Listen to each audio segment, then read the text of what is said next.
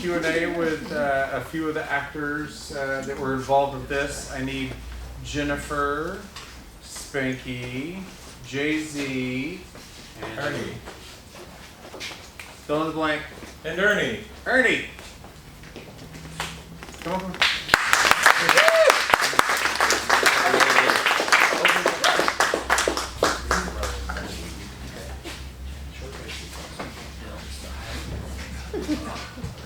All right.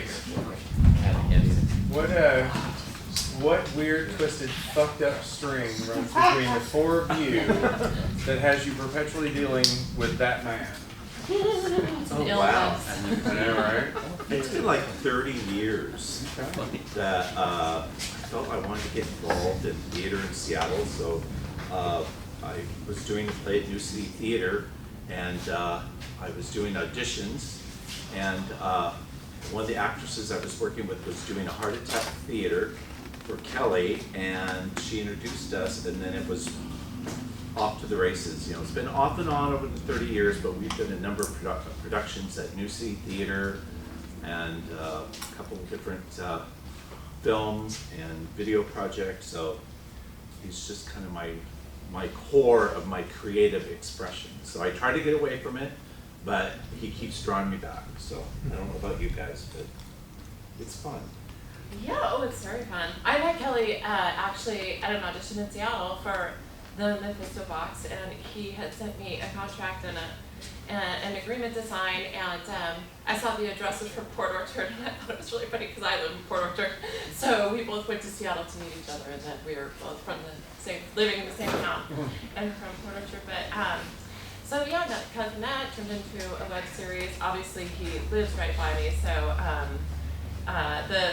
the woods that we were filming in, where Oleson is my neighbor, so one of my neighbors, and so you know, it really is it's a community. This is the part of filmmaking that's really fun because it's actually my neighbors and my home community, so my friends. Excellent. Yeah. Jizzy? You're longer. Or Spanky? Well, I met Kelly through Scarecrow Video, and there was an event in the paper that was really well done, and I just knew there was something behind it.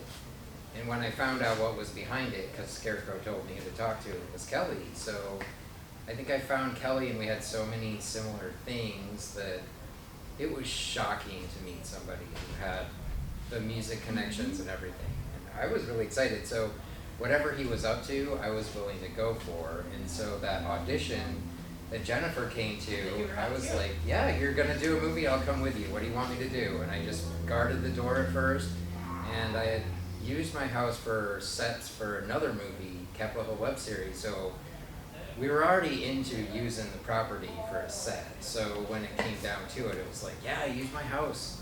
And so a lot of that was in my house. And oh God. Did you ever get the ketchup blood smell out of it? Yeah, yep. The funniest thing to me is that ketchup scene when he slices the girl's throat in my bedroom and the blood goes right in Jason's eye. That wasn't acting. We were using a super soaker, and it was ketchup, and it went in his eye, and it really hurt. And I couldn't stop laughing, and I nearly pissed my pants. It was so funny. Did you get that on camera? Oh, I wanted it on camera. We were dying over that. But Jason was just in pain. He lost character, everything. And it's funny how Kelly edited that to make it work, because he was squirming in pain. The vinegar! Ah. Jay-Z? Kelly contacted me, I think, on Stage 32 because we were both public access TV producers in the 90s. And so he happened to be going to Crypticon, I think it was, and said, you know, maybe I could show up and meet him. So I went, met him and Jason, and we hung out for the whole night and had so much fun that I knew this was going somewhere. And then the next thing I know, he comes over and shooting at one of my house. I've moved a few times since I met him. Shot some of those scenes at my old house, and then I moved. I sold it and I moved, and we shot some scenes at that house, and then I moved. And it seems like every time he shoots something at my house, I have to move. So I don't know if I want him shooting at my house. So I'm shooting my own movie now, playing. Okay. But I don't know, it's just been so much fun.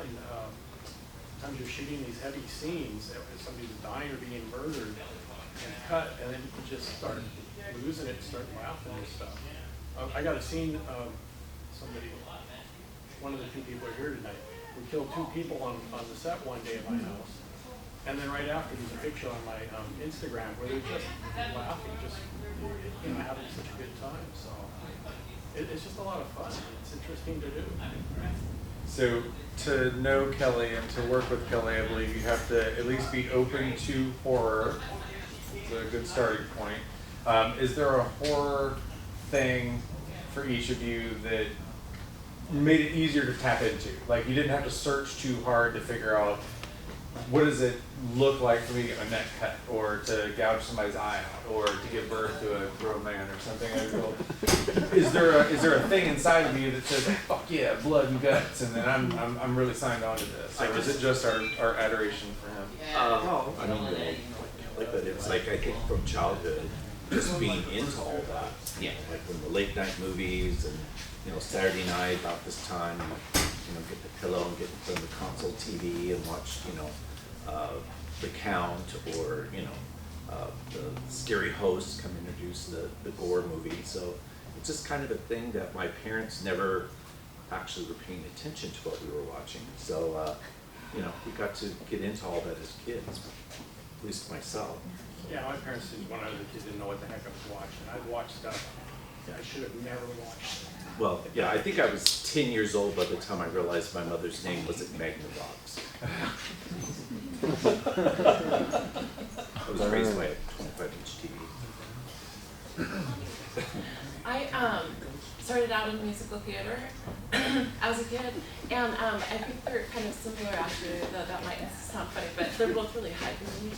And so I like that level. Sometimes when you're doing a script, you're really looking forward to one scene, even though you're enjoying it all and what have you, but you're really looking forward to one scene because you have something really good and meaty to do in it.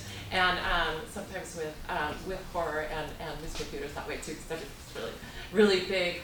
But it's fun all the time because you're gonna get stabbed here, you get to go after somebody there, and so. But that kind of heightened is I think is really good. I came at this a little different. I've been writing horror for years and been writing screenplays and stuff. So I really wanted to see what it's like on set to take the screenplay and turn it into a film and what they're going through, so I understand better what I'm doing when I'm writing stuff. So it was real interesting.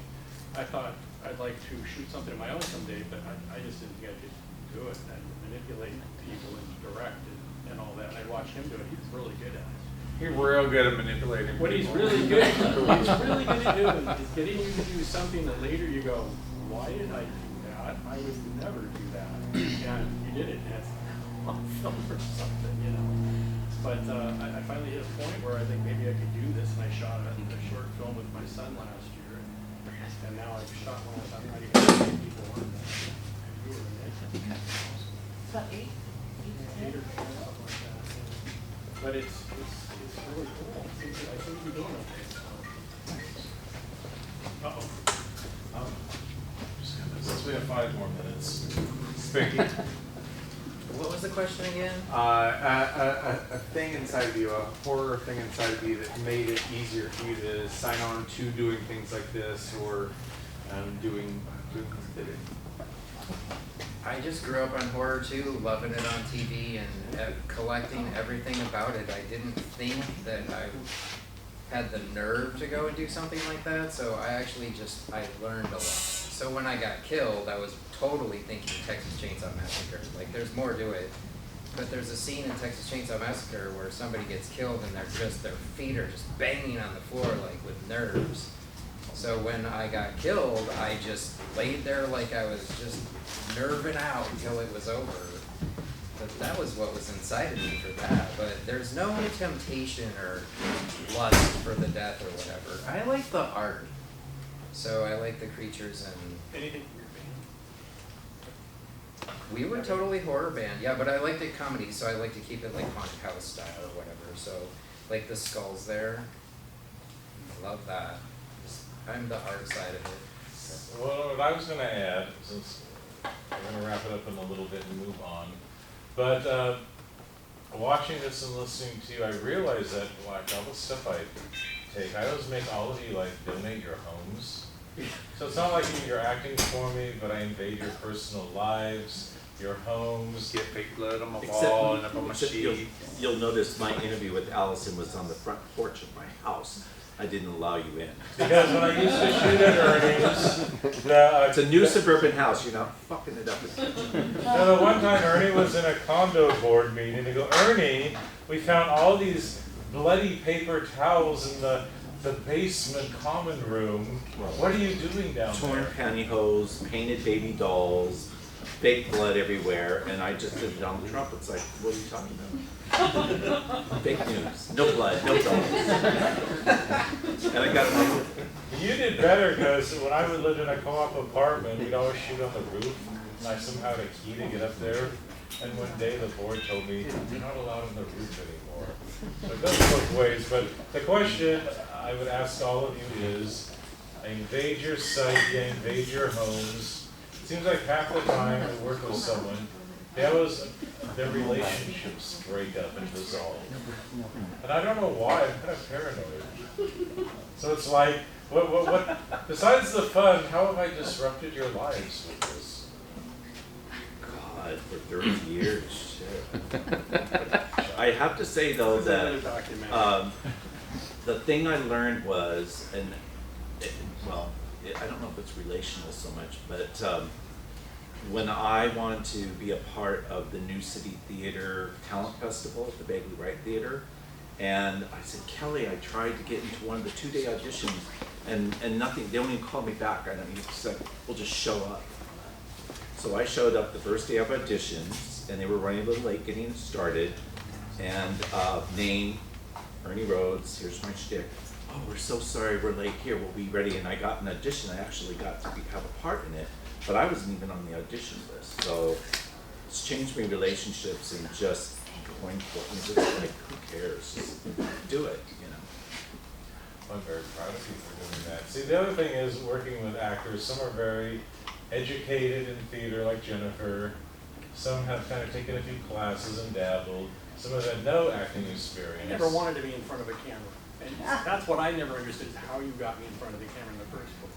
I think part of the energy has always been mixing experienced people with the non, because if you kind of have a look or a style. But the thing I was talking about people earlier, I've kind of reached my limit where I won't subject experienced actors now unless the inexperienced ones have this base level, at least being able to memorize their lines, show up on time and all that. You all show up on time. But it's like, even as much as I love the wild card actor, even now it's like, okay, there has to be this baseline. We can't just be chaos. The actors need to know their line. So even in very low budget work, there's still a minimal amount that you have to do. It's not that different. Here's Hollywood, here's low budget. It's not that big of a gap. You're still doing almost as much work. You're just not making all the money. But it's a lot different than way down here. That even working on crap, you have to work really hard. Ours is above crap. We're finally above crap. But that's all I was going to say. But at least let the audience ask each at least one question. Then we'll move on. That's you. Bueller. Bueller. What do we have? From the filmmaker, so Amber Rose, I'm curious. Yes. What did you think? I thought it was really cool. I hope that you were aiming for kind of that pulp horror at times for it to be funny, because I laughed a lot. I thought it was great. And I feel like it's really hard to do that successfully. A lot of times people try to do that and it's just not funny, it just flops, it doesn't land. So I guess for one of the scenes I was most into was the one with Jennifer. The one, not the first one that you were going down the hill, but the second one. Like, what do you do to prepare for that? I don't know which one it was. All right, how about like the s'mores in the eye? Oh, 'Cause and I that have was the pretty eye iconic, patch. yeah. Oh, I knew. You know what? That was okay. So we had shot almost the the whole thing. And then Oleson came back because she was the guest at the film festival in Port Orchard. And so we had one day to do all these things that Kelly had written with her, and he was trying to get, everybody a scene with her, basically. That's what he was trying to do. And so, and it was my neighbor's house. And so, I think we all felt a lot of pressure as far as like, we need to get this shot, and if you aren't ready, your friends aren't going to get to do their scene with her. And so I think we were all really on, really on top of it. Kelly wrote all the scenes, so I was just ready. So, really heightened. It was really hot. I was in that weird fur coat, and we had the hat and the wrap originally because the stunt guy is the one who rolled down the hill in it, and so he was in that costume. So we wanted to be able to match that up. But so I think I just had a lot of adrenaline and really wanted to make sure everybody else got to do their scenes. And so I was just like, we're gonna shoot it, we're gonna get it this take, and let's go. So. Good question. One thing I'll just add, it's kind of like the film festival here. I moved from Seattle 7 years ago to here, and you start fresh, knowing almost no one, and say I want to create something. So it's like we're building everything from scratch, which every film you make, you build it from scratch. Okay, who do I know? What location can we use? Who's going to contribute something? I think that's what each of you brought with a location, location or an enthusiasm or whatever. So I think the one reason we wanted to show this tonight was just to show in a small town like Gorst or Kitsap County, from scratch you can make contacts with people and create a film scene where there is none. And this literally was from scratch. So I just wanted to show this to inspire people, to put you guys on a pedestal, and to just say that don't bitch about what you don't have, just call up your friends and create it. And you can't be shy. We joke, that manipulative bastard. But you gotta be persistent, and I think we do it respectfully, but you gotta ask. You can't make films without asking everyone you know. Do you have a cow pasture we can film in? Do you have an apartment? Do you have a barn or whatever? You can't be shy. And I think the trade-off is you try to make it a cool experience for everyone. So hopefully we've done that and have something proud for our resume. I guess that's what I want people to get out of this. We're obviously not making a lot of money at it. It'd be great to do that, but at least the flip side is you can make a lot of good friends out of it, right? Do we all like each other? I would say that, and I want to do a project with Jennifer sometime on the Go record. See, and you, I've even worked with Bobby, he's a handful. Oh, it was horrible. Okay, so truth in advertising, we'd gone out the night before. We had no intention of staying out so late and drinking so much. But it happened. Right? And so basically Going I out was... the night before is an understatement. So basically still drunk. My house got full of people. There's costume changes, things happening. I'm just like, and I didn't give my lines their due diligence, so I was ill prepared there, and it was just a hot mess for me. And then he just pushed those buttons, and so I haven't been asked to do anything again. So it's okay. but I did see pretty well. So you all get a second chance. Poppy was great. Plus they got this most amazing hill. But anyways, that's it.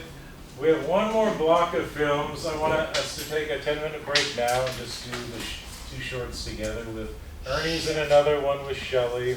We're going to talk about that, some more local filmmaking. And the thing we've been waiting for forever, Patient Betsy, who was like the first one here, like at 8:45. We're all going to stay and support her with What Happened to Sarah Silver. I always want to say whatever happened to Baby Jane. And we're doing the first ever Gorst Underground director's commentary, and Poppy and Betsy are going to do it jointly on stage, like a mystery science theater 3000. So you got 10 minutes, have fun, and come on back. guys are saying if you want to say.